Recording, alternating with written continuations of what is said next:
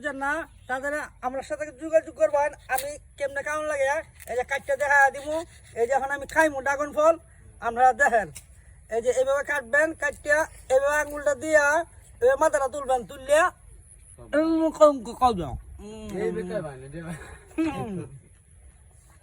হ্যাঁ সেই সাত রসগোল্লা। রসগোল্লা কি করবো মিয়া? ঠিক আছে, একটা বাগান আবার তৈরি করতে হবে নতুন করে। এভাবে খাইবেন, খাইয়া এভাবে ফালা দিবেন, পরে এটাকে এভাবে ধরবেন, ধরে এভাবে চাপ দিবেন।